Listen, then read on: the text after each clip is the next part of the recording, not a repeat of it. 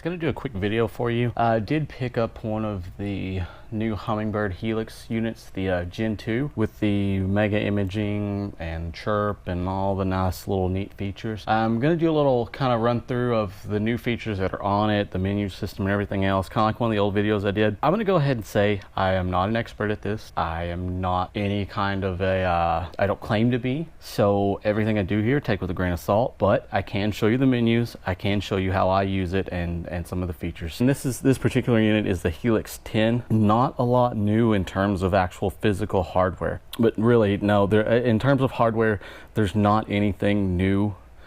Same buttons, same layout, same everything. It's really more of the transducer and the internals on this guy that are really going to showcase what it can do. So the first thing we'll do is just kind of give you a walk around of the unit itself, show you what each of the buttons do and what they're for, and then we'll turn the unit on and get in. So getting over here on the side, the first thing we have at the top here, we have the minus symbol and plus symbol. This is used to zoom in, zoom out on certain features and items, mostly mapping. I've never really used it for anything else. I'm sure there are other features you can use it for, but that's kind of what I've used it for. The very top here is your view button. This allows you to cycle through all of your views, whether it's your map or your side imaging or your down imaging, or if you have side and down together. I mean, there's a million different possibilities with this thing. They did do some updates recently that added a couple of extra things. You do have the option to go in there and turn off whatever you don't want to see, whatever you might not use. I have most of my stuff turned off, especially with the mapping. I don't use a whole lot of mapping other than to mark waypoints and show me where I'm going. So here we have our D-pad, up, down, left, right. Obviously this lets you navigate through menus, lets you scroll around the maps and everything else. Here we have the check mark. This used to, I want to say, put down a waypoint. I can't 100% remember. They've changed it around now the way you do. With the latest update, they've changed around the way you mark a waypoint. Here on the mark button, used to you just be able to push mark and it would mark your items and you would have the option to save a screenshot as well. Now if you want to save a screenshot, you have to hold in on the mark button for a second or two and then it will save the screenshot. Otherwise, if you just put mark, it'll bring up a menu and we'll go through this and then it'll allow you to choose to save the waypoint, and I believe there's some other options. Over here we have the menu button. This brings up, depending on what screen you're on, let's say you're just on your Sonar screen, the menu button will just bring up your options for whatever screen you're on. If you hit the menu button again, it will bring up the entire system menu. And again, we'll look at that here in a little bit. Exit here, this allows you to exit out of menus. This also, if you're in your main view, if you're on your Sonar view, just like your view here button at the top, this goes forward through your menus and your views. Exit takes you backwards. So if you happen to go past one that you didn't mean to, hit exit and it'll take you back to that previous view. And then we have go to down here. So here we have preset buttons. We have 3 presets that you can save. So if you have certain views that you know you use all the time, like myself, I do. Let's say you're in just side imaging and you need to switch real quick to the map and side imaging to look at a waypoint. You can save that on these presets, just hit it and it takes you right there rather than having to scroll through the view and exit menus to go back and forth. And then lastly, we have our power button here. Obviously that turns it on. It also, once the unit is on and you have your menus up, if you hit it once, it will allow you to change brightness and all that mess. But again, we'll get into that once we start actually looking at the unit. And then here, if you lift up on this, you have slots for memory cards. I'm sorry. You have slots for memory cards and for your mapping cards. Here I do have a LakeMaster card in there and a memory card for saving waypoints and screenshots. And really that's the gist of the unit. There's not much else going on with it, no changes. On the back, you have the exact same thing you had on the old Helix units, nothing new. Same hookups. You have your power. Over here you have your, I believe that's the transducer. I don't recall which one. I want to say, oh gosh, I don't remember which one is networking, but one of them's networking and I have no idea what the others are for. Okay, so we're going to go ahead and power on the unit and start kind of working through the menus and showing you what this guy's all about. Okay guys, so we're going to go ahead and power up the unit here. Bear with me in terms of the screen quality. I'll go in there and try and fix it as best I can once we actually get into the unit. Same startup screen as usual, nothing different there. Once it gets past this loading screen, there is a new little startup screen on it. Shows that now Let me try and fix this real quick. It shows Ethernet and Bluetooth here. I don't think I'll be able to fix it before it goes out of the screen. At this point, you can press the menu button to go into your startup options. That will allow you to put it in simulation mode. There are some other options. We'll go into that here in just a second. What I'm going to do is I'm going to restart it and then go into that menu option and show you what we got. Okay, so we're going to go ahead and get in our menu options here. The first option, I know you can't see this, the first option is normal, simulator, and system status. So when you select normal, it'll go ahead and exit you out of that menu and take you into where you would normally start up your unit. It'll take you to the warning screen. You just hit exit from there in order to go on into your regular programming. It takes you straight to your normal Sonar. Okay, so this time we're going to select system status and hit our right hand button there. Here, and let me adjust our brightness here, and I'll show you how to do that as well. Okay, so hopefully you can see that better. So here, this will show you your system status, what's going on, how many hours you have on the unit. And I hope that you guys can see this. Here's another feature that we'll get into as well. We'll let this connect and we'll go from there. Here we have our system status menu. The first thing is self-test. This kind of tests the unit, make sure everything's running okay. As you can see, we've passed it here. Here is our serial number model. We have our Helix 10 Chirp, SI, GPS, G2N. This particular unit does do side imaging, down imaging, regular sonar, GPS, and this is the Gen 2 version. So this is about the best model you can get in the 10-inch version. We have our software version 1.350. I believe that is the newest version. Here we'll show your voltage. Obviously you're going to have 12 volts on this guy if you're running 12 volt. I'm not sure why it's not showing any voltage. I guess just because it's such a small battery. Total time, this is going to be your run hours on your actual unit itself, how many hours we've ran. As you can see, very little on this one, just 39 hours because I just got it I think the day after they came out. IP address, we don't necessarily have an IP address, and then our MAC address we have here. Not a lot of super important information here, but it's very resourceful. If you're looking to sell your unit, somebody wants to know how many hours, that's how you go in there and get it. If you need to know your model, or if you need to know that your software is at the right version it's supposed to be, that's the place you go to do it. So now if we hit our view button, this will take us to our next option in here. So this is our accessory test. Since I don't have any accessories connected right now, since we're just running it inside, obviously we're going to show unconnected for everything. If you did have your 360 imaging, your GPS, iPilot, if you have NEMA going to your motor, anything else like that, right here it would show you everything that's connected. So for some reason, if you're not getting a reading on your, just say you're not getting a speed reading, it would say here unconnected, and then you'd realize, hey, okay, maybe my transducer's not plugged all the way in. So we'll hit menu again, move over here. This is the GPS diagnostic view. I'm gonna be real honest with you, I don't know much about this. It does show which card you're using. I do have the Mid-South version of LakeMaster here because I live in Texas. Everything else, again, I'm not an expert, I can't tell you, but if you know what you're doing with GPS, I'm sure you offshore guys, you guys that go out in saltwater and all that, I'm sure this is pretty important to you. But for me, as a freshwater fisherman, I don't know much about this. Okay, we'll hit it one more time, and it just brings us right back to our system status. So those are all the menus you get when you go into the system status menu as you do the startup menu. Okay, and the last option we have here, the middle one, if we hit right on simulator, it will start us up as normal, like we did on normal, but it's going to run in simulation mode once we get in there. That means it's going to run over a set lake or anything like that they've already scanned, and it will show you, I mean it'll look perfect because they're going to show you a perfect screen. So we're going to run with that. It's a good way to show off its prowess and its processing and all that mess, so we'll do that. Once we get to our warning screen, we're going to hit exit. First thing that we see here, you can see connecting. If that's supposed to say Bruce's iPhone 7 Plus, this guy does have Bluetooth built in. You can connect your phone to your unit. So what the unit will do is notify you when you have a text message or a phone call or anything like that, and you can choose the different options of how you want to be notified on it. Super awesome feature that they've added onto this guy. The first thing we're going to do is we're going to hit our power button. So this brings up a couple of options here. The first thing I'm going to do is go down to our second option, and you'll see light here. It's very, very, very bright. So if you're starting out very early in the morning, no sunlight, and this thing is on 10, it's going to kill your eyes and you're not going to be able to see anything around. So we can adjust this to let us be able to see it just a little bit better. Obviously, as you can see now, we have a much better picture on the camera because we've reduced that brightness. So up here, the very first option we have is our sonar option. You can turn this guy on or off. This is for instances if you get crosstalk from your, let's say we have this guy at our console, and then we have another unit at the bow of the boat, and you're getting crosstalk in the unit at the bow that you're really needing to use because that's the one you're fishing, come back here, turn your sonar off, and you won't get that crosstalk anymore. Just a real easy way not only to save power if you're not back there using it, but also to help out with any kind of frequency exchange. The third unit we have down here is your background. Just allows you to change it from black or white. Doesn't make much of a difference unless you're using sonar. I don't mess with it. I always just leave it on white. And then the last thing you can do, again, to preserve battery, if you're not going to be at the console or wherever it is you're using this and you're running real low on battery, because most people run their units on their starting battery, it's the end of the day, set this guy on standby, save you power, allow you to start your boat and not have to worry about getting jump started off or jumping it from another battery. Again, that was the power button options as you just get to it. So we'll hit the power button again and exit us out of there, or you can just hit the exit button. Okay, generally when you start up these units, you're gonna start out in your standard sonar view. We do have this in simulation mode. I'm not sure why we're not seeing anything here. Never run across that problem before. It might be because we don't have a transducer hooked up. I'm not certain.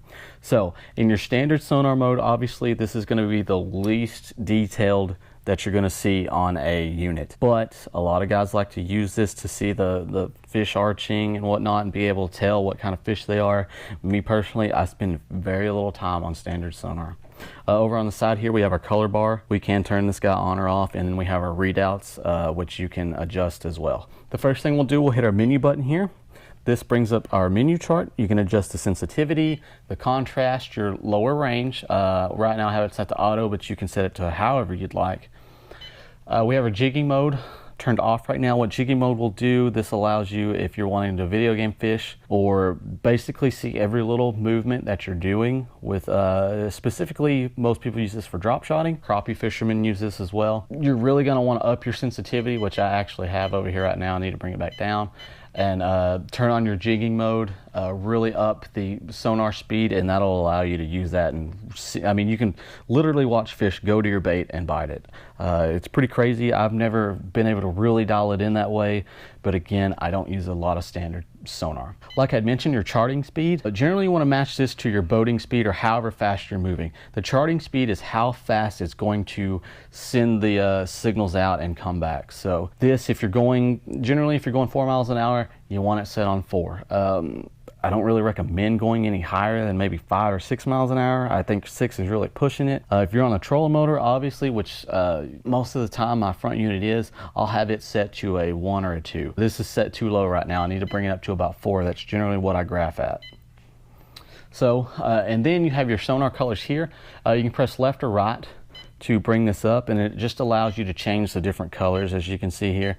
I do just like the red, green, yellow colors. Those are just kind of what stick out to me. And that's kind of all for your main menu options for sonar. So we're gonna hit our view button here, and again, this cycles us through our images, and as you can see we have our 360 here.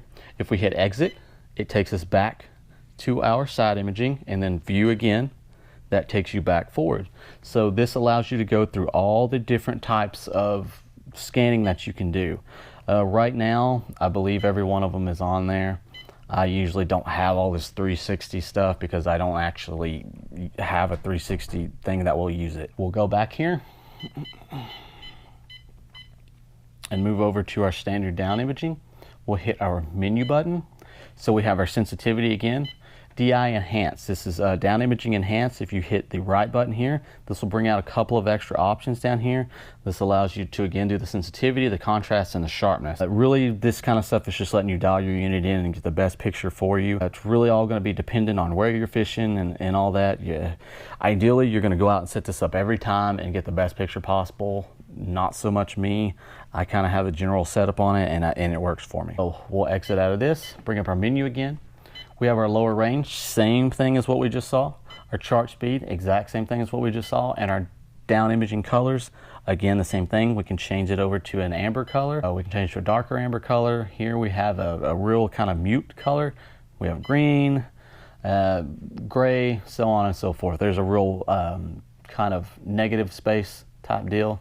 Let you see all this stuff here. So that's kind of your colors option there. And I'm going to take us back to what we usually use here. We're going to hit view again and move on to our side imaging. Not sure why this looks so crappy. Generally, you're going to see a much better picture. So we'll hit our menu options again. So our SI range right now is 30 feet. Oh, that's why we're not seeing anything. So we're in a depth of 38 and our range is only 30 feet, so that's why we're not seeing much here. Anyways, we'll start off with our first option, the sensitivity, same thing as the others. SI enhance, just like the DI, we go into it, sensitivity, contrast, sharpness, and then your contour mode. Never really used contour mode, not sure what it's for, to be real honest with you. Down here, it is an option. Again, I'm not claiming to be an expert on all this stuff. So we'll go back into our normal menu. We have our SI range. Let's go ahead and bump that guy up to about 50. We'll do 65. Now we're starting to see our side imaging here. Generally, the rule of thumb is you want about 10 more feet than whatever you're sitting in to be able to see everything. That's not a hard and fast rule. That's just kind of what a lot of people will say. You do what you want with it. It's your unit. But I like to run it generally just maybe 5 feet more than what I'm sitting in. So we'll go ahead and come out of this option here. This brings us back. Here we have SI side. What this allows us to do is, right now we can choose both sides. If we hit to the left, this allows us to see the left side of the boat only, what we're scanning. We'll go to the right again. This brings us back up to both, and we hit right one more time, and now we can only see the right side. So if you're really targeting one specific type of structure right here, and you really want to see fish on that as big as possible, you can make yourself do that and really scan and get the detail that you want. Coming back out of this, we have our charting speed again, and then our SI colors again, the exact same thing we saw on the last. So we'll exit here, hit view again. We have our 360. We'll hit our menu button here. Again, I don't use this. I don't know any of these, but we have retract. I don't know what that is. We'll hit the right here. It says sonar unit is retracting. We'll hit menu here. We'll hit exit. So we'll hit menu again. We have our 360 range, the sensitivity, our colors, isolate sweep area. I'm not even going to click over that because I have no clue what it is. We have the display. It'll show 360. It'll just show the front. It'll show just the rear, left, and right. That I do know. We have the speed, how fast that you're getting the scanning on it, and then your 360 enhance. I'm sure it's going to be like the others. Let you do your sensitivity, contrast, sharpness, and then contour mode. We'll exit out of that and hit view again. So now we're getting into sonar and down imaging together. So you're going to have the best of both worlds here. We'll hit our menu button. Now you can see, now you have an option of which pane, left or right, is the active one in terms of what the menu is going to allow you to do. So right now we have our right pane that is active, showing right. So when we go to our menu options, they are all of our down imaging options. If we go to our active pane and hit the left button and choose left, now you can see we have all the options for our standard sonar. This works the same way with side imaging and everything else and mapping. We'll hit view again. We'll scroll through all of our things here. It gives you all kinds of different options, and you can have one with down, sonar, and side imaging. And here we have our mapping. We'll hit our menu button here. You can hit cursor to waypoint, hit over. This allows you to select your waypoints. And I don't have any of my waypoints named, as you can see here, but you can sort them by name, time, etc., distance, how far away they are from you, etc., etc., etc. So here we have you can save your current track. If you've been running all up and down the lake and it's been a really productive run for you, you can save that particular track. Or if you ran a particularly new lake to you or a dangerous lake that you know is notorious for stumps, and you went through the stumps and didn't hit anything, you know there are no stumps there, save that track and you can run right back over it next time, so you don't have to worry about hitting anything. You can clear your current track. So if you have a track on there, you just run garbage all day long and you don't want it sitting there on your unit, you can clear that track. And then we have our auto chart live. Pretty neat little feature. Auto chart live lets you chart the lake itself as you are scanning it. So what it does is it updates your map to show exactly what you are scanning at that moment, and then your maps save it. I know there's only a certain amount of time and you have to purchase more, but let's say if it's your local lake and you want to get it to the T what you're seeing, Auto Chart Live will allow you to do that. It's a pretty neat feature. I haven't messed with it. I don't really have time to mess with it, but I have had some friends that have, and it's really neat. We will hit view again. This gives you again more options. We now have our GPS view and our down, side imaging, GPS in 360, GPS and your NEMA, or no, this is your radar, I'm sorry, your radar. And then we have your sonar, GPS, down imaging, and again, any little possibility that there is, you can have it on there. Here we have our screen snapshot view. We'll hit menu here. This allows you to actually record what you're scanning. Pretty neat feature. The biggest drawback of this is if you have a Mac and not a PC, you cannot go in and edit these things because for whatever reason, Humminbird does not have a Mac compatible program that allows you to go in and mess with all this stuff. So if you're a PC user, you're great, you're good to go. If you're a Mac user like myself, you're kind of screwed. So you can delete images, you can delete all the images that you've saved, you can delete all the recordings that you've saved, and your pings per second here, you can set that up manually. So we'll exit out of that, hit view. This is your NEMA. If you have it running to your motor, it gives you all your different readouts. I don't, I can't afford it. It's very, very expensive to do this, but if you do, great, that's awesome. I wish I had it. We'll hit view again. Here, again, this is your NEMA. There's your tachometer, shows everything here on it. We'll hit it one more time. Again, back in the NEMA options, all kinds of different stuff. These are basically just different views of what you're seeing. Here, a big radar, don't use that, and then back to your standard sonar. Okay, so like I mentioned earlier, if you just hit the menu button once on this stuff, all it's going to do is bring you up your options for that particular view. If we hit menu once and then twice, this brings us our system menus. So the first menu we have here, just like on the old unit, we have our alarms. So you have your depth alarm. You can set this if you're in, let's say 2 feet and you're not noticing it, you're about to hit your motor on something, this unit will sound off an alarm and let you know, hey dude, you're way too shallow, get somewhere else. I don't generally use that. Fish ID alarm, you can turn this on. This allows you to see fish. It'll show you all 3 different sizes. It will show you 2 different sizes and then 1. I don't use that. I can pretty well tell what fish are on the menu, but it does, as you're learning, that does help out pretty well. So we'll go ahead and turn that back off. Low battery alarm, if your batteries are running low, like I mentioned earlier, if you have to put it in standby mode, this will tell you once you get down to a certain amount of voltage, it will start beeping at you and say, hey, your battery's low. Either put the guy in standby or get ready to jumpstart your battery. Next, we have 360 retract alarm. I don't know what that is, so I'm sorry. Temperature alarm, obviously that's for your temperature. Temperature alarm 2, set another temperature. Off course alarm, if you have a waypoint set up that you're running to, if you happen to deviate from that, and this is one of the most annoying features, I don't like it because it basically sets up a straight line to your destination. So if you get anyway, let's say you have a waypoint here and you have a point coming over here and here's your waypoint.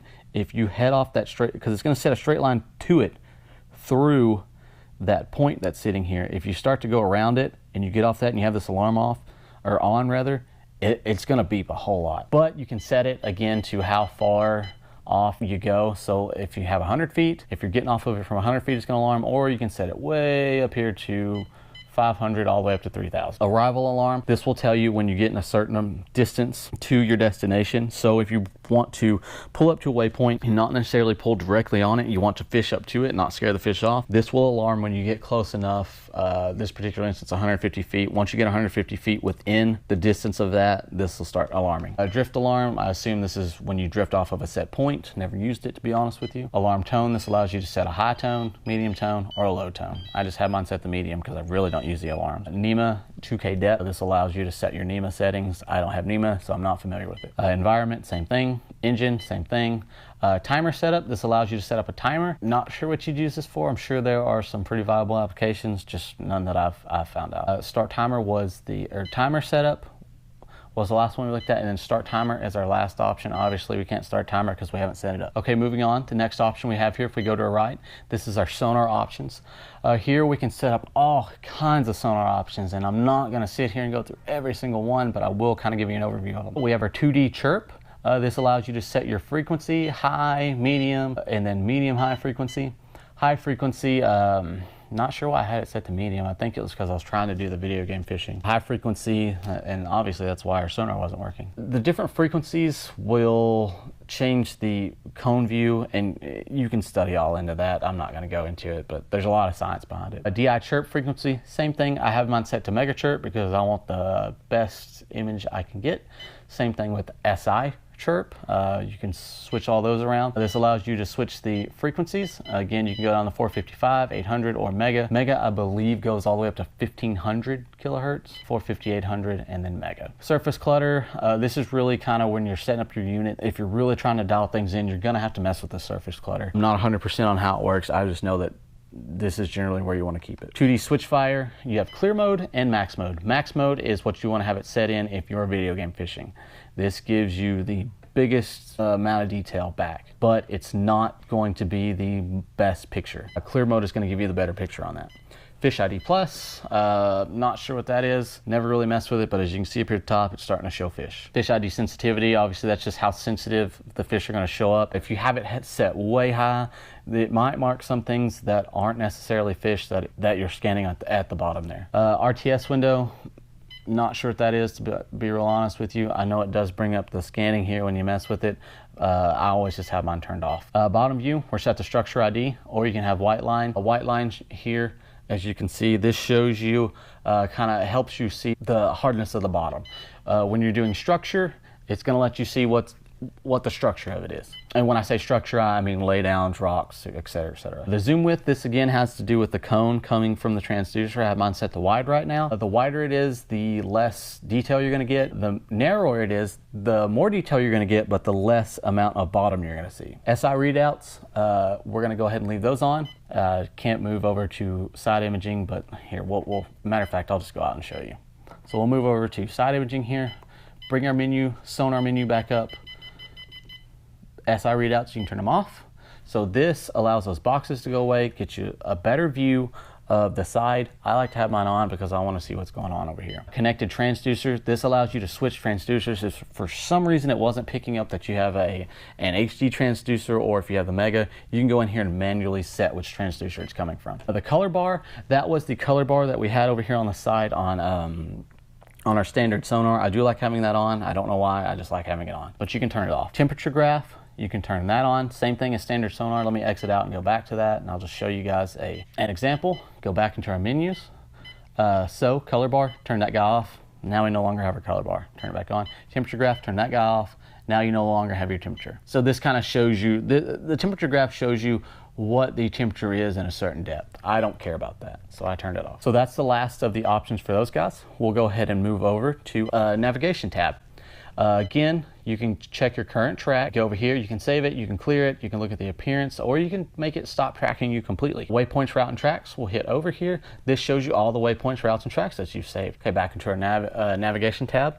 We have save tracked defaults. This allows you to set up what your tracks look like, if they're visible, etc., etc. Okay, chart orientation. I like to keep mine on north up. That means I always like to be pointing north on the map itself. You can fix it the other way, but I don't like head up or course up. It really gets me lost. You guys might work better with that. I just don't like it. Casting ring. What this does is turns on rings on your GPS view. It kind of puts a circle there and shows you how far out to, not necessarily cast, but allows you. North reference, true north or magnetic north. Never really messed with that, honestly. Controlling grid rotation, I have no clue what that is, so I'm not even gonna try to explain it. Track point interval, not familiar with that either. North indicator up, that just shows you where north is in relation to your map. Course projection line standard, and I think this has something to do with what I mentioned earlier about when you get off alarm.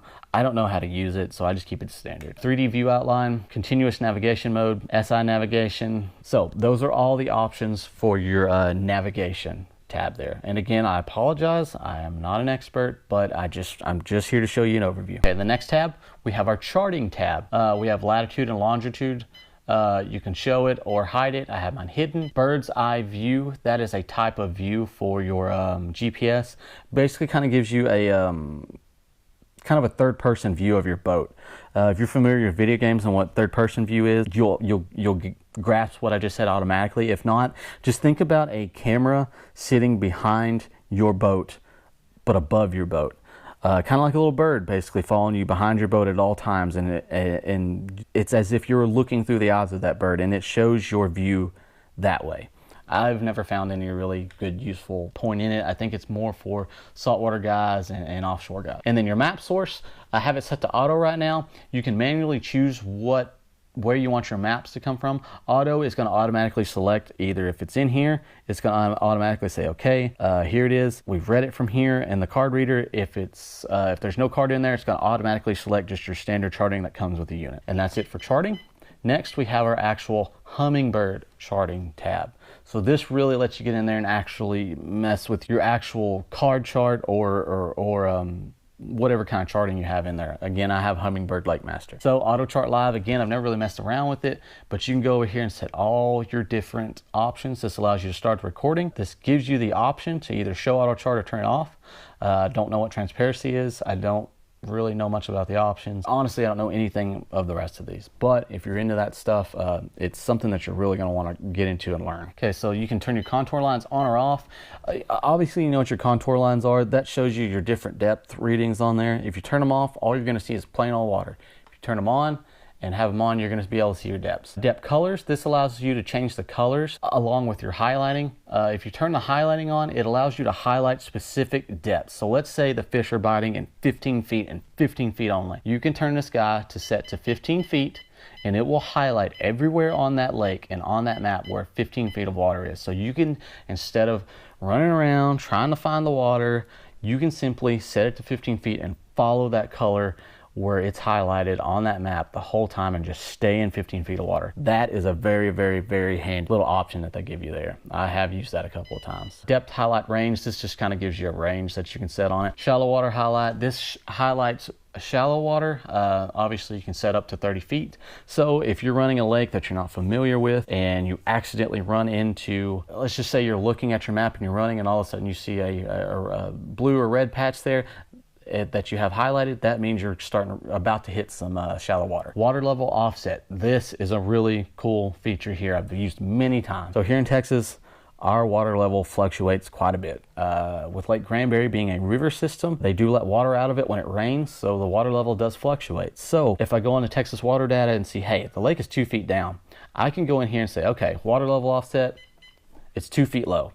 That's gonna update my entire Humminbird map to all the contour lines that, let's say the contour line on a normal time is 30 feet. Now it's going to show that it's 28 feet because it's 2 feet low. A really, really, really cool little option that you can mess around with there. And then finally, you have your lake list. This is all the lakes that are on this card. It will show you every single lake that's on there. We have Allen Henry, Atlas, Amistad, Aquila, and it shows you which ones are HD and which ones are just standard mapping. I'll tell you right now, the HD ones make a big difference. So that's all your Humminbird chart options. You'll spend quite a bit of time in here if you have a LakeMaster card and if you're into that kind of stuff. Next, we have your standard setup. So here we can go in and these are our units on the side. You have your units of depth. You can set them to feet or fathoms. On your distant, you can do statute miles and nautical miles. Your speed, miles per hour, and knots. User mode right now is set in normal. You can do advanced and it gives you some more advanced options in your menus. As you saw there, when we take advanced off, you see we lost some menu options there. So language, you can select English or whatever other language that they have pre-programmed in here. Trip log reset, not sure what that is, to be honest with you. This resets your NEMA settings here. Restore defaults, this restores your anything that you've changed in your options. If you do restore defaults, it's gonna restore it completely to factory settings, exactly the way it came to you. So be careful with that. Nav directories, again, not sure what that is. Digital readouts, this shows, so here are your digital readouts again. Right now I have them in boxes, I like mine in boxes, but you can change them to just overlay. So you don't have the boxes around them. The problem with that is if you have overlay, you cannot have time and certain different things on there. I have no clue why they do it that way, but it's kind of inconvenient. And then of course you can just turn them completely off. Here you can select your readouts. This allows you to edit what you're reading out in these particular boxes. So on readout 1, we have depth here. Readout 2, we have our temperature. Readout 3, we have our time. Readout 4, we have our speed, and then I don't have the other readouts turned on. You can have up to 6, but if I want to go down here to readout 5 and add another box and say, okay, I want to see what my phone is doing now. So here it shows the battery on my phone. It shows that I have no calls. It shows the signal I have and then the messages. You can have your position, SOG, your speed again, temperature, all the different options, time plus date, timer, trip log, voltage, all kinds of different stuff. But for now, we'll just go ahead and turn that guy back off. Now you can select your nav readouts. So this again is kind of the same thing, shows you what shows up on your navigation. Here we have again our depth offset, your NEMA, and here you can set your time.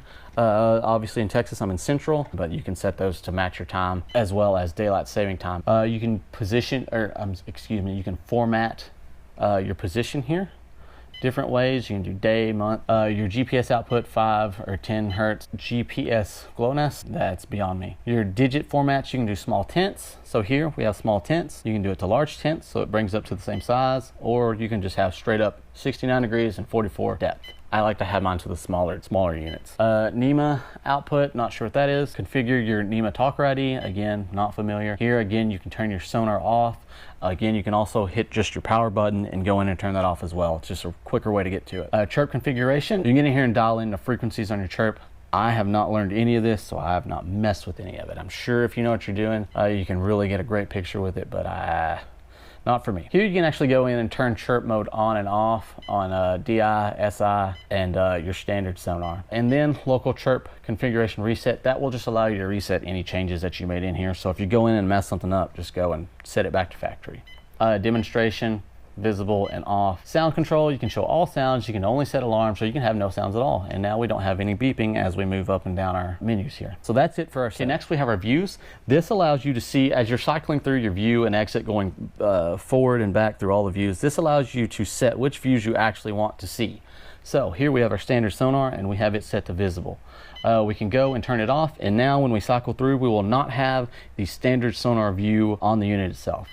So you can go in here and mess with all this and turn this on and that off. Accessory test, you can turn on. That shows you if you're kind of what we looked at the very beginning, if anything's hooked up, if it's working correctly, if it's disconnected. So that's basically views. I'm not going to cycle through all that because all it does is show each different kind of view you can have. Here we have our accessories. So 360 sonar settings, screenshot.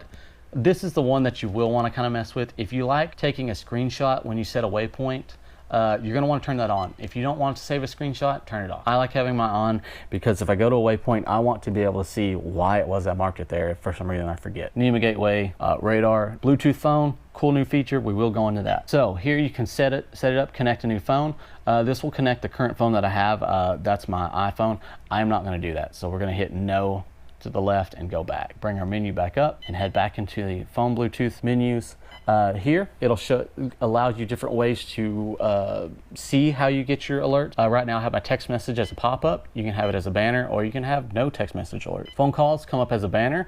It does make sounds, as you can see here, but you can also turn those off. Same thing, or just off. You can clear all the notifications that you have. So if you have a bunch built up, you can just hit to the right there and it'll clear everything out. And then you can turn the Bluetooth itself off. Bluetooth also allows you to connect a wireless remote, and when you go in that menu, it just allows you to sync the remote up, and then it'll give you some options once you get it synced up, but I don't have it. But again, the best thing for this remote is if you're at the bow and you're fishing and you don't want to have to bend over and keep bending over to change menus and all that, you can just take that Bluetooth remote, put it on, land it around your neck, and just hit a button on your neck. Saves your back, saves your time, and all that. So really neat little feature that you can use on there. And next we have our networking setup.